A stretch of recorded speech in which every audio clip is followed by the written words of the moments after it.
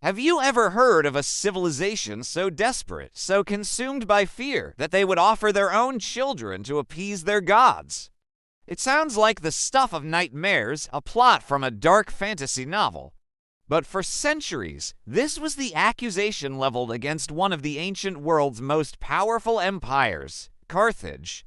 Today, we're journeying back in time to the shores of North Africa to uncover the chilling story of Baal Hamon and the alleged sacrifice of children in ancient Carthage. Was this a horrific reality, or one of history's most successful smear campaigns? Let's dig into the evidence and find out. Before we dive deep, it's important to understand who the Carthaginians were. Founded by Phoenician colonists around the 9th century BC, Carthage, located in modern-day Tunisia, grew from a humble trading post into a sprawling maritime empire. They were masters of the sea, their ships dominating trade routes across the Mediterranean. They were brilliant engineers, shrewd merchants, and fierce warriors. For a long time, they were the only real rival to the rising power of Rome. This rivalry wasn't just a friendly competition. It was a bitter, existential struggle for control of the known world, leading to a series of brutal conflicts known as the Punic Wars. The Romans, who ultimately conquered and destroyed Carthage, are one of our main sources of information about their culture. And they did not paint a flattering picture. Roman writers like Diodorus Siculus and Plutarch described the Carthaginians as cruel, greedy, and untrustworthy. But the most shocking accusation they made was that of systematic child sacrifice. They described a terrifying ritual where, during times of great crisis like a famine, a plague, or a devastating military defeat, the Carthaginians would turn to their chief deity, Baal Hamon. According to these accounts, a massive bronze statue of Baal Hamon would be set up. The statue was described as having the head of a bull and the body of a man, with arms outstretched and palms facing upwards, sloping down towards a fiery pit in its belly. The wealthiest and most powerful families were said to offer their own infants and young children as a burnt offering. The baby would be placed in the statue's arms and would slide down into the flames. To drown out the sounds of the child's cries and the parents' wailing, the air would be filled with the deafening sound of flutes and drums. The Romans portrayed this not as a rare occurrence, but as a central part of Carthaginian religious life, a desperate and brutal transaction to buy favor from the gods. For a long time, many historians dismissed these stories. Why? Because they were written by Carthage's mortal enemies. It's a classic case of victor's history. Rome and Carthage fought 3 devastating Punic Wars. The Romans hated the Carthaginians, and propaganda was a powerful weapon of war. Portraying your enemy as monstrous baby killers is a fantastic way to justify your own aggression and, ultimately, their complete annihilation. In 146 BC, after the Third Punic War, the Romans didn't just defeat Carthage. They razed it to the ground, sowed the fields with salt, and effectively erased it from history. So, it's entirely plausible that these horrifying stories were just that, stories, designed to dehumanize their rivals and cement their own legacy as civilizers, not conquerors. For centuries, that's where the debate stood. Roman propaganda versus a lost civilization that couldn't defend its reputation.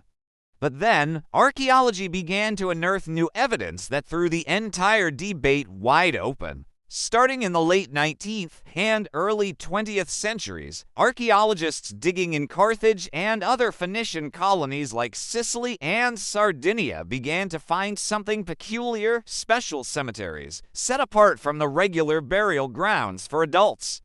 They called these sites tophets. These tophets contained thousands of small urns.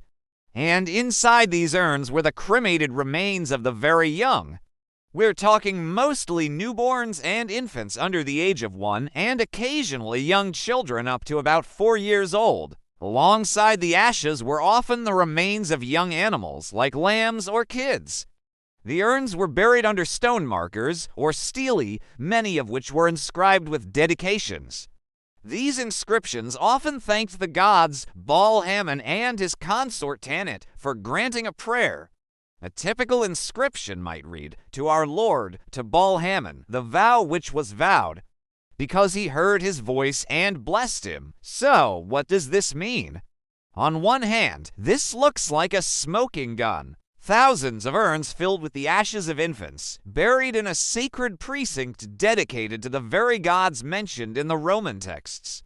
This seems to confirm the ancient accounts in startling detail. Some scholars looked at this and said, "Case closed."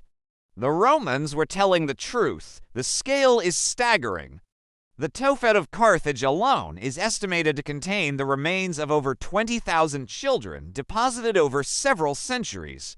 This wasn't a one-off event, it was a sustained practice. The evidence seemed to suggest that during times of crisis, the rate of these depositions spiked, just as the ancient writers claimed. However, a growing number of archaeologists and historians are pushing back against this interpretation. They offer an alternative, and far less sinister, explanation. What if the Tophet wasn't a place of sacrifice, but a special cemetery for children who were stillborn or died in infancy? In the ancient world, infant mortality was incredibly high. It's estimated that as many as 1 in 3 children didn't survive to their first birthday. Most ancient societies didn't bury infants and very young children in the same way or in the same place as adults. They were often considered not yet fully people and were buried in separate areas, sometimes within the home itself. This alternative theory suggests the Tophet was a sacred burial ground reserved for the most cherished and lamented losses, the children who never had a chance to live. In this view, the parents weren't sacrificing their children. They were dedicating their lost children to the gods. The cremation would be a sacred rite to send their spirit to the divine realm, and the inscriptions weren't thanks for a successful sacrifice, but a plea for future blessings, perhaps for another healthy child. It was a way of finding meaning in unbearable tragedy. The presence of animal bones could be explained as a substitute sacrifice, an offering made alongside the burial of the child. So, how do we decide between these two dramatic scenarios? Scientists have tried to bring modern forensics to this ancient mystery. One of the key questions is, were these children already deceased when they were cremated? It's an incredibly difficult question to answer from cremated remains. Some studies of the bone fragments have tried to determine the age of the children at death with greater precision. They found that a significant portion of the remains belonged to prenatal or perinatal infants, that is, babies who were stillborn or died within the first few weeks of life. This lends strong support to the cemetery theory. If this was primarily about sacrifice, you might expect a wider age range, perhaps older, healthier children being chosen. The prevalence of the very youngest victims points more towards natural, albeit tragic, infant mortality. Furthermore, the inscriptions themselves can be read in different ways. While they thank Baal-Hamon, the language is ambiguous. It doesn't explicitly say, "Thank you for accepting my sacrifice, child." It's more like, "I made a vow, and you heard my voice." This could easily be interpreted as a parent in grief, dedicating their lost child to the divine and praying for comfort and future fertility.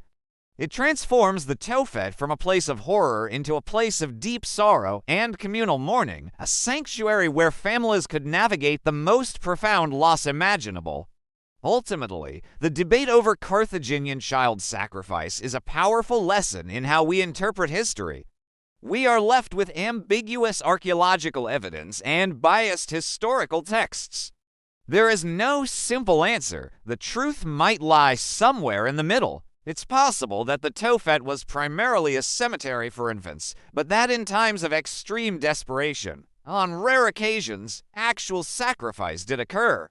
Perhaps the Roman stories were an exaggeration of a much smaller, more nuanced reality, or perhaps they were entirely fabricated. What we can say for sure is that the Carthaginians were a complex and sophisticated people. Reducing their entire civilization to a single, monstrous practice is a disservice to their memory. The story of the Tophet, whether it was a site of sacrifice or sorrow, reminds us of the fragility of life in the ancient world and the powerful role that religion played in helping people make sense of a world filled with hardship and uncertainty. It's a dark and fascinating mystery, and one that archaeologists and historians will likely continue to debate for years to come. Thank you so much for joining me on this journey back to ancient Carthage. What do you think? Were the Carthaginians performing sacrifices, or were they simply burying their beloved children? Let me know your thoughts in the comments below. And if you enjoyed this deep dive into ancient mysteries, don't forget to like this video, subscribe to the channel, and hit that notification bell so you don't miss our next adventure into the past. Thanks for watching.